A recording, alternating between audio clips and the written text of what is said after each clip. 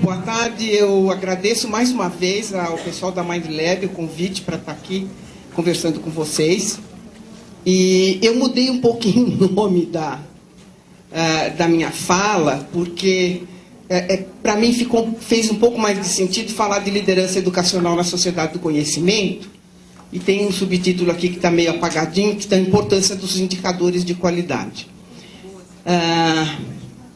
Eu queria começar, eu começo aqui com uma brincadeira, mas eu acho que é uma brincadeira que simboliza alguma coisa que está acontecendo no mundo de hoje, né? Quer dizer, tem um negro que tem um sobrenome judeu e outro árabe e é presidente dos Estados Unidos. No Brasil tem um operário presidente, na Bolívia um índio, no Paraguai, perdão, eu errei ali, no Paraguai um padre, né? E o melhor jogador de futebol do mundo é uma jogadora. Quer dizer, dá quase para a gente começar a perguntar, será que os ratos não vão começar a comer os gatos, né? Porque são coisas que, para pessoas da minha geração, se tivessem dito para a gente há 20 anos atrás que os Estados Unidos ia ter um presidente negro, chamado Hussein, que é um nome árabe, e Barak, que é um nome judeu, eu ia achar que essa pessoa estava insana, estava doente, né? Então, acho que esse é um contexto, digamos assim, uma conotação mais do que um contexto do que eu queria falar para vocês hoje aqui. E como a gente vai falar de indicador, eu começo perguntando, o indicador indica o quê? Quer dizer, por que chama indicador? O que ele indica, né? E por que ele indica? E eu acho que a gente tem que levar em conta pelo menos 3 grandes características dos indicadores, porque senão ele começa a perder o sentido. O indicador serve para estabelecer um curso de ação, uma decisão e um curso de ação. Você vai ao médico, tira o seu sangue e vai ver e o cara diz assim, o teu colesterol está muito alto. Isso tem que resultar, nem sempre resulta, mas deveria, é um indicador, né? E é um indicador de alguma coisa. Você tem que desencadear a partir disso uma ação, uma decisão, né? Sei lá, se muda o seu carrinho de supermercado, você modifica as suas horas de sono, trabalha menos para ter menos estresse, enfim, não é? Então, isso é o indicador. E ele indica alguma coisa que é valiosa, quer dizer, ele serve para, ele tem atrás dele um valor, não é? O valor é, por exemplo, a minha vida, ou a minha qualidade de vida. E esse indicador é importante porque a minha vida é valiosa, não é? E ele, por causa disso, gera uma consequência. Se não for assim, não tem muito sentido a gente falar de indicador. Dá um trabalho do cão para calcular, não é? E depois a gente acaba não usando o potencial que ele tem, não é? Isso é um pouco para a gente começar estabelecendo alguns conceitos, né? Aí nós estamos falando de indicador de qualidade. Só que conceito de qualidade na educação é uma coisa muito histórica, não é? O que é qualidade da educação hoje não era qualidade da educação no passado. Eu peguei 3 momentos, só para a gente exemplificar, não é? Na antiguidade, na Renascença, até o momento do enciclopedismo, no século XVIII, fim do século XVII, século XVIII, a qualidade da educação era a quantidade de conhecimento, porque naquela época tinha pouco. Quer dizer, as mentes ilustradas conseguiam abarcar uma parte bastante importante de todo o conhecimento existente. E a ideia de que a pessoa era educada significava devolver o conhecimento tal como ela tinha recebido da enciclopédia, ou dos grandes textos, dos grandes autores, não é? E no modernismo científico, quer dizer, já depois da primeira e segunda revolução industrial, você já muda um pouco a ideia que você tem de qualidade da educação. A qualidade da educação não é apenas devolver o conhecimento tal como você recebeu, mas é demonstrar um domínio desse conhecimento por meio de comportamentos observáveis. E essa ideia de educação era baseada na ideia de que existem situações experimentais e que você pode controlar, não é? E aqui nós temos o positivismo, não é? E depois, no que a gente chama pós-modernismo, obviamente estou dando um salto do tamanho de um bonde, aí só estou fazendo isso para pontuar na história, né?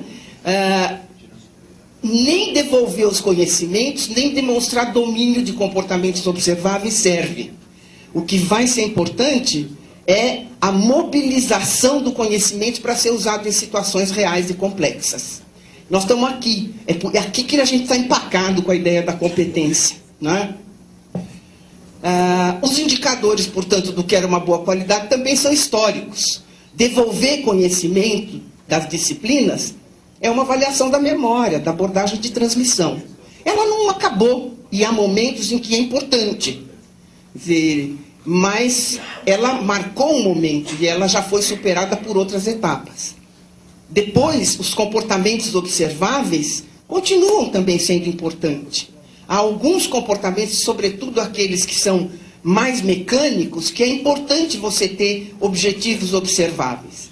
Mas o que, na verdade, hoje, no momento de hoje, explica um pouco um indicador, digamos, que faça sentido da educação, é um indicador que permita avaliar como é que esse conhecimento é usado.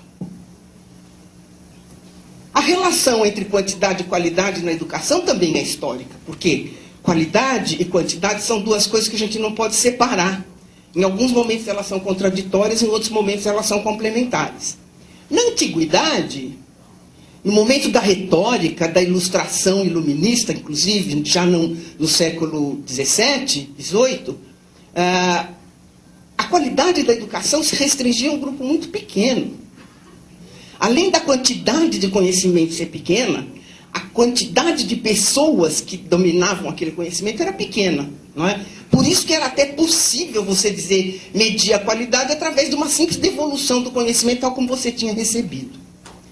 Já no modernismo científico experimental, é o pensamento científico, a lógica do pensamento científico que indica a qualidade da educação. E ela é restrita, não tanto quanto ela era antes, mas ela é restrita a uma elite que, de certa maneira, assedia esse conhecimento em função da sua situação de origem social e cultural. Aqui era por direito de nascimento, não é? Praticamente só, desde a antiguidade, aqueles que tinham cidadania eram aqueles que eram educados, os outros não, não é? E nos pensamentos científicos você tem a quantidade da educação também é pequena porque ela é restrita a uma elite. O mundo muda, né? E hoje nós estamos diante de uma demanda de conhecimento, de competência para todo mundo. Eu acho que esse momento é um momento de mutação, é um mundo de mutação. Por isso que eu comecei lá dizendo que pode ser que os ratos comam os gatos. É um momento de uma era pós-industrial, da sociedade do conhecimento, de configurações diferentes de um mundo globalizado e de configurações diferentes da democracia. Então, é nesse mundo que nós vamos usar os indicadores de qualidade. Essa era pós-industrial se caracteriza pelo fato de que a pirâmide da mão de obra vai estreitando a base. Quer dizer, a base da pirâmide, onde ficavam grande quantidade de trabalhadores não qualificados, ela vai se estreitando porque ela é substituída pelos processos de automação. Não é? E o que estava na base, ou ele consegue se educar e assume tarefas de supervisão, de chefia, ou mesmo de concepção de projeto, ou ele se torna marginalizado, ele acaba ficando fora da força de trabalho, né? Ou então ele entra nessa coisa que ainda não é um mainstream, mas é uma tendência importante, que é o